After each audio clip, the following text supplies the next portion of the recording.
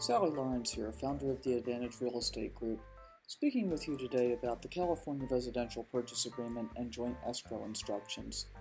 This is a fairly complicated document in that it's 10 pages in and of itself with a mandatory 2-page addendum as well, and this is one of the documents that makes up an entire offer package.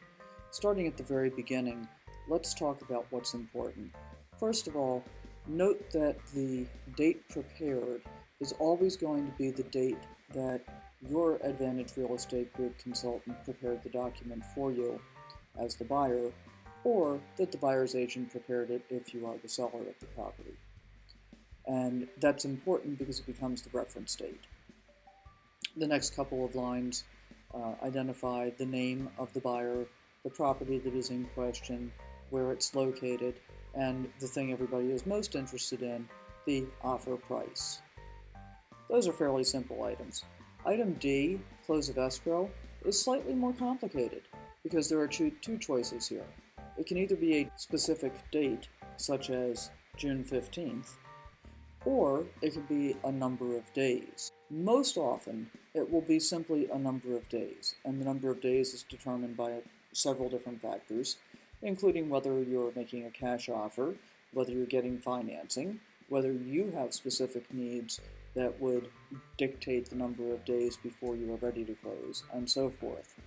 Typically, the only time that you would use a date certain would be in the event that you need to close by a certain date for tax reasons, for example. And of course, you want to verify that if a date certain is used here, that it is not a Saturday, Sunday, or legal holiday. When you use a date certain in a contract, you must close on that date. When you use a number of days and the close of escrow date would fall on a Saturday, Sunday, or legal holiday, it automatically rolls over to the next date. That would be a business day. We've discussed agency relationship already.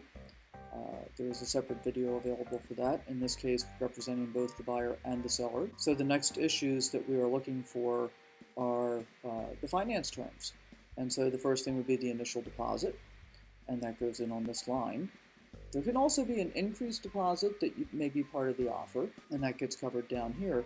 And an increased deposit would increase the amount of deposit that's being held on behalf of the buyer some number of days after acceptance or under some other circumstances. In this case, we're looking at an all-cash offer, so no loan is needed to purchase the property. And since no loan is needed, there is no loan contingency. The next section in paragraph D is all about financing if there is a loan present. Since there is not, nothing is filled in there. On page 2, a number of things, many of which apply only to loans, but let's talk about this one that's really important. Verification of down payment and closing costs. The buyer must provide, within whatever specified number of days after acceptance, the written verification that they have down payment and closing costs available to cover the purchase that they are attempting to make. Often, simply attaching the verification is an appropriate way to handle that. The appraisal contingency and removal only apply in the case that there is a loan. But it is also possible that a cash buyer may choose to have a written appraisal. Frequently they don't, but it is always an option. And if so, you may want to have the appraisal contingency remain in effect for some period of time. Typically we do 17 days, but it can be some other number of days. Loan terms, applications must be made within 3 days. That's the typical situation.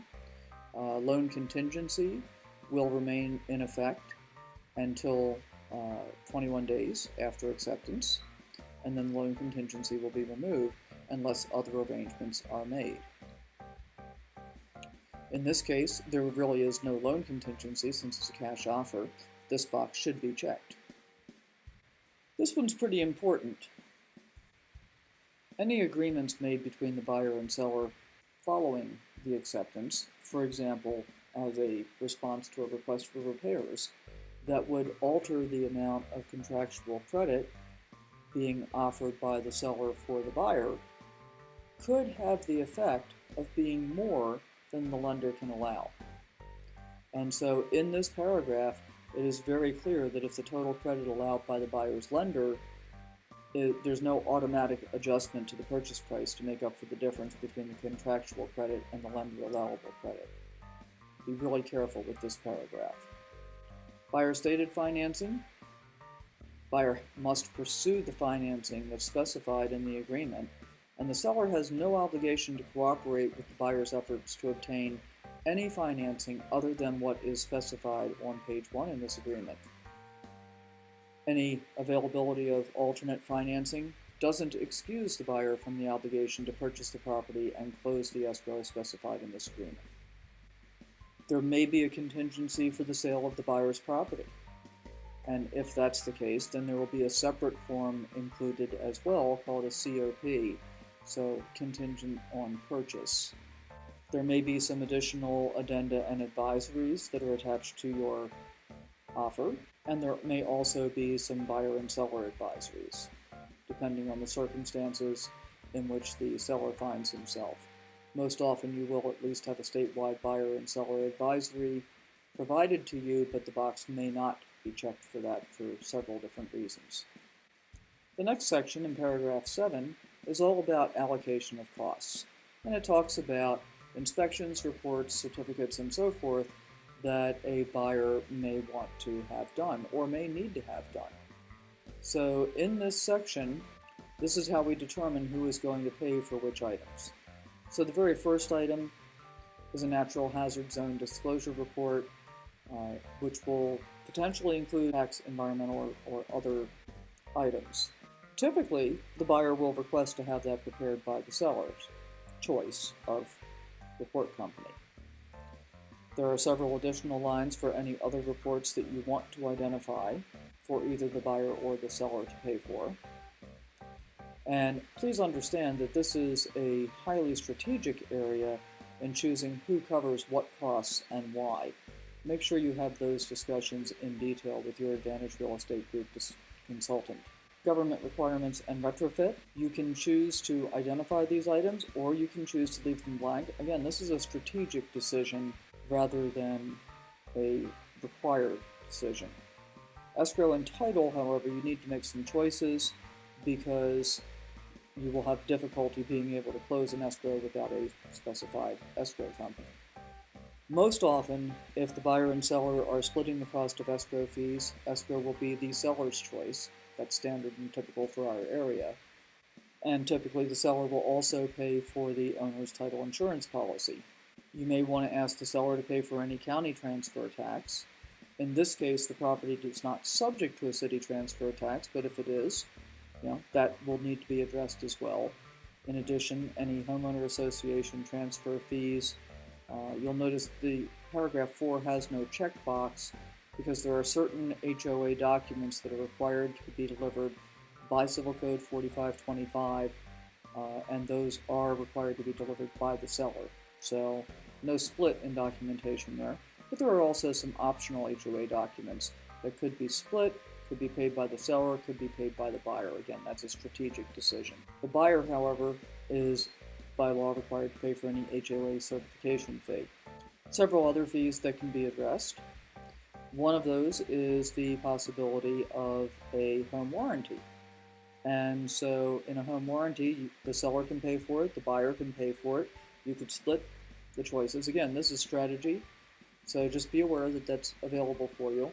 But if there is no specification made as to selecting a home warranty, then this box should be checked that says that the buyer waives the purchase of a home warranty plan.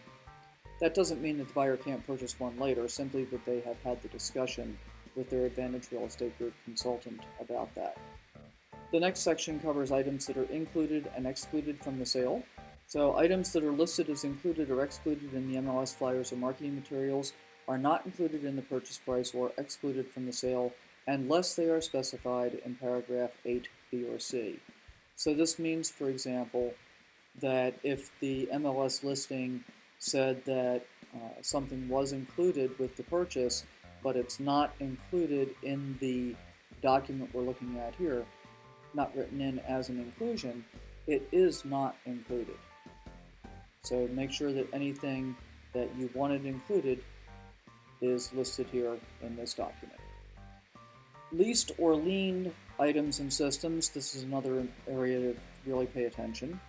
Seller shall, within the time specified in paragraph 14a, disclose any item or system that is otherwise included in the sale as leased or not owned by the seller or specifically subject to a lien or other encumbrance, and delivered to the buyer all written materials concerning any such item. Buyer's ability to assume any such lease or willingness to accept the property subject to any such lien or encumbrance is a contingency in favor of the buyer and the seller as specified in paragraph 14b and c. What all of that means is, for example, if there's a solar system present on the property that is a leased system and the seller specifies that the buyer needs to take that lease over in order to close the sale, they have to give full information to the buyer as to how to be able to do that based on the time frame specified a little bit later on. Items excluded in the sale. This one becomes kind of an interesting situation as well. If someone has mounted a flat screen TV on the wall, for example, the TV itself does not belong with the house, but because the mounting bracket has been affixed to the wall, that now is part of the house. So the owner is perfectly entitled to remove their television, but the bracket to which it was mounted remains with the house, unless you make some other arrangement. Closing and possession of the property. If the property is occupied by a seller or vacant, the default is that possession is delivered to the buyer at 6 p.m. on the date that escrow closes. Or, if you're going to allow the seller to remain in possession some number of days following close, and if that's the case, and the seller is remaining in possession after the close of escrow, then there should also be a CAR form SIP for continued occupancy of less than 30 days. If it's going to be longer than that, then a different form would address that as well. If a property is occupied by a tenant, property should be vacant at least 5 days prior to the close of escrow. That would be the time at which a buyer is going to do their final walkthrough, unless otherwise agreed in writing. And for the seller, if you're unable to deliver property vacant in accordance with rent control and other applicable law, you may be in breach of this agreement. So tenant issues can be really important to follow up on early in the process. Statutory and other disclosures, including lead-based paint hazard disclosures and cancellation rights, are a really important section. In paragraph 10, we talk about the disclosures that are required, and in paragraph 14, about the time period in which the seller has to deliver those to the buyer. So, the seller is required to deliver to the buyer a lead-based paint disclosure for any house, or 1 to 4 multiple units, that is older than 1978. They are also required to provide a lead disclosures pamphlet, a natural hazard disclosure statement, a transfer disclosure statement, and several other items. It's also important to note here, you may not waive the statutory and lead disclosures. In addition, paragraph B identifies natural and environmental hazard disclosures in other booklets that are required to be provided to the buyer. So the seller must deliver the earthquake guides and questionnaire, environmental hazards booklet, the home energy rating pamphlet, and disclose whether the property is located in a special flood hazard area, potential flooding, inundation area, and so forth. These last disclosures are covered in the NHD, the Natural Hazard Disclosure Report. Megan's Law database disclosure will show up in several different areas. The Megan's Law database is designed to provide information about registered sex offenders. It is available to the public via an internet website that's maintained by the Department of Justice at www.meganslaw.ca.gov. In paragraph E, the notice is provided simply to inform you that information about the general location of gas and hazardous liquid transmission pipelines is available to the public via the National Pipeline Mapping System. There's a website at www.npms.phmsa.dot.gov where you can find out the proximity of a pipeline to the property that you're considering purchasing if that's something of interest to you. We talked briefly about HOAs already. In condominium or planned development disclosures, the seller has 7 days after acceptance to let you know, as the buyer, whether or not the property is a condominium or whether it's located in a planned development or other common interest subdivision. The seller has 3 days after acceptance to request from the HOA copies of the documents required by law, which include a number of different items. The dates here are pretty important. The seller only has 3 days to order the documents if it is an HOA or other planned unit development, but they have 7 days to tell the buyer whether or not that is true. Condition of the property: it's being sold as is in its present physical condition, subject to buyer's investigation right. The seller must disclose any known material facts and defects affecting the property, and make any other disclosures that are required by law. The buyer has the right to conduct buyer investigations of the property, and as specified in paragraph 14, based on information discovered in those investigations, they may want to cancel the agreement, request that the seller make repairs, or take other action. The buyer is very strongly advised to conduct investigations of the entire property to determine the present condition, find out about any defects that the seller may not actually know about that affect the property, and any other factors that the buyer considers important. Paragraph 12 addresses the buyer's investigation of property and matters affecting the property. Paragraph A talks about the buyer's right to be able to conduct whatever investigations are necessary to satisfy themselves as to the condition of the property based on what they believe they're purchasing. Paragraph B talks about the seller's requirement to make the property available for buyer investigations, and that the buyer has to complete their investigations and either remove their investigation contingency or cancel the agreement, and at no cost give to the seller complete copies of such investigation reports obtained by the buyer, which obligation survives the termination of the agreement. It's important for sellers to understand that once they've been informed of potential material defects, that then becomes a disclosure item for them in any subsequent purchase offer that they may receive. It is the seller's responsibility to have water, gas, electricity, and all operable pilot lights on for the buyer's investigations, and through the date possession is made available to the buyer. It's important to understand that the buyer indemnifies and protects the seller for the buyer's entry upon the property or for those people entering on their behalf. So the buyer cannot allow any liens to the property. The buyer must repair all damage arising from buyer's investigations and indemnify and hold the seller harmless from all resulting liabilities, claims, demands, damages, and costs. The easiest way to address this is by simply using only licensed contractors to conduct buyer investigations that are bonded and insured, so that the contractor becomes liable for these responsibilities and it does not become a buyer's out-of-pocket cost. So title investing is something that you will primarily discuss with the escrow company. You can also discuss that, as anything else, with a lawyer or legal advisor if you have legal questions. There is a difference in the effect of how you hold property, so it's important to understand the effect of the way you choose to take title. It's also important to understand what title insurance does for you, what kind of policy you're getting, and what is covered. Paragraph 14, as we discussed earlier, covers time periods, removal of contingencies, and cancellation rights. Typically, the seller has 7 days after acceptance to deliver to the buyer all of the reports, disclosures, and information for which they're responsible, and it lists all the paragraphs under which the seller is responsible for delivering things. The buyer has 17, typically, days after acceptance, unless some other agreement is made, to complete all of their buyer investigations, review all of the disclosures, satisfy themselves as to the suitability of the property, including insurability and anything else that may be an issue for them, and deliver to the seller signed copies of all statutory and lead disclosures and other disclosures that have been delivered by the seller according to paragraph 10. Within the time specified in B1, the buyer may request that the seller make repairs or take any other action regarding the property.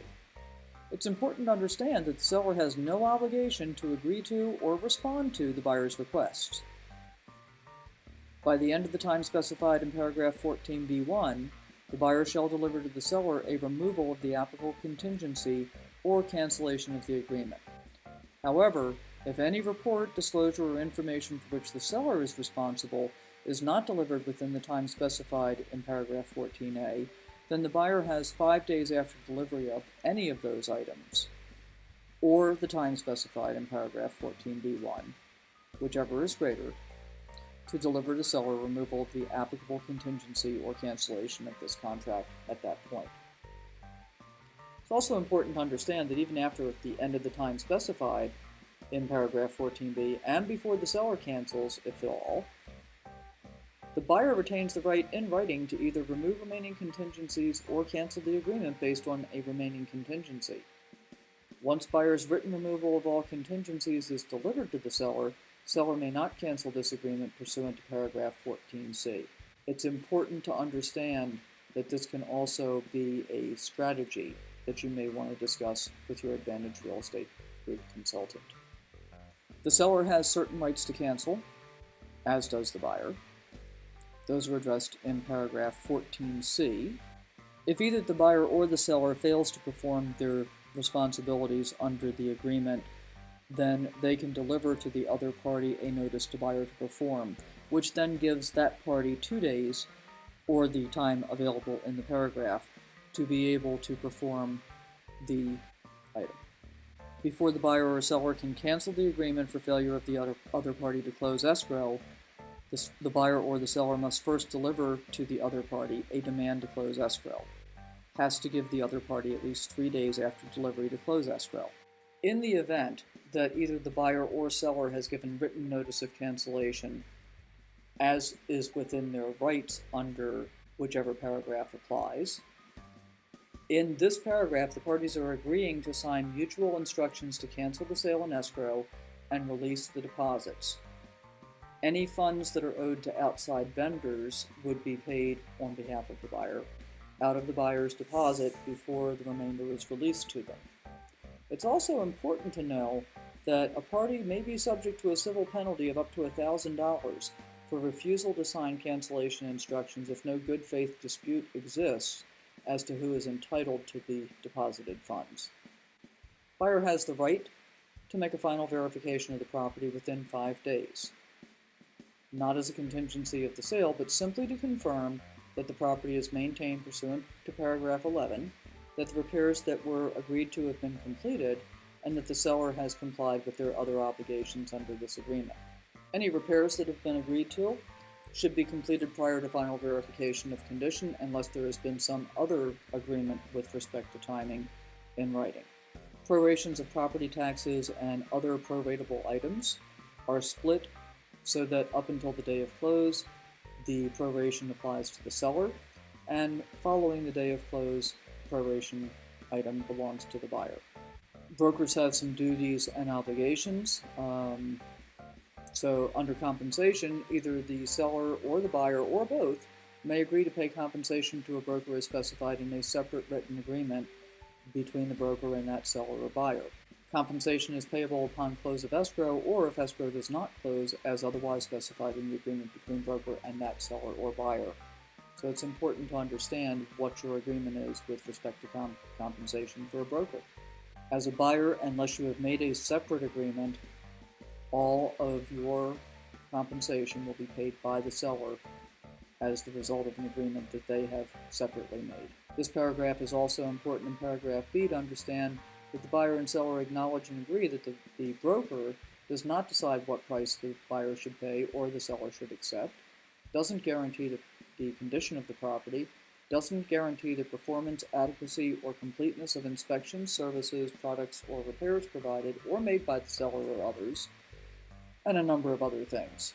Essentially, think of the broker as giving you the best counsel based on experience, but it is the buyer or seller's responsibility to verify the information to their satisfaction and to seek legal, tax, insurance, title, and other desired assistance from appropriate professionals. If one or more parties is signing the agreement as a representative capacity and not for him or herself as an individual, then an additional document called the Representative Capacity Signature Disclosure will also be included. That would be applicable in the case of a corporation, for example, or a trust or several other circumstances. Paragraph 20 covers the joint escrow instructions to the escrow holder.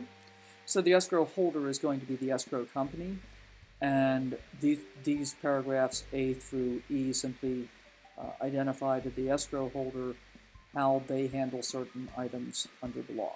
In paragraph 21, we talk about remedies for the buyer's breach of contract, which may include liquidated damages. And again, whether or not this clause is initialed is a strategic decision. It is important to understand that separate clauses such as this, where there is the space for both the buyer's initials and the seller's initials, unless both parties, all parties in the transaction initial, the clause is not in effect. So for the clause to be in effect, all parties must initial.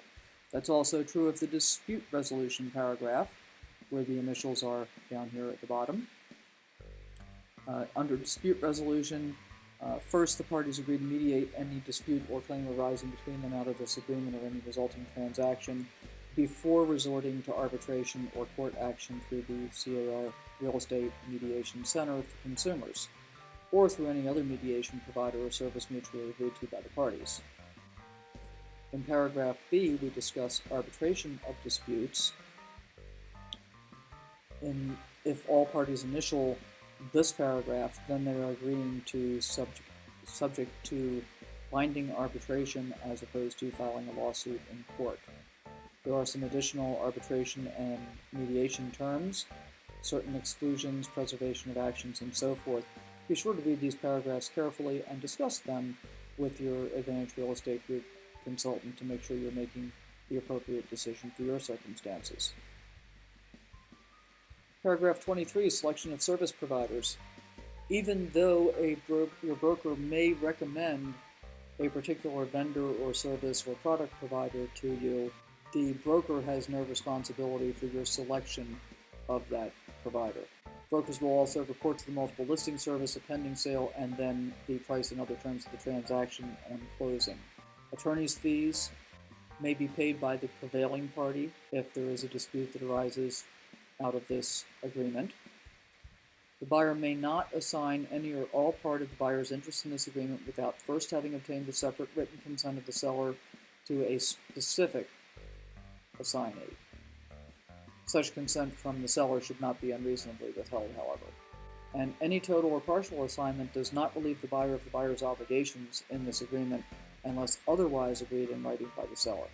Property is being sold in compliance with equal housing opportunities, in compliance with all federal, state, and local anti-discrimination laws.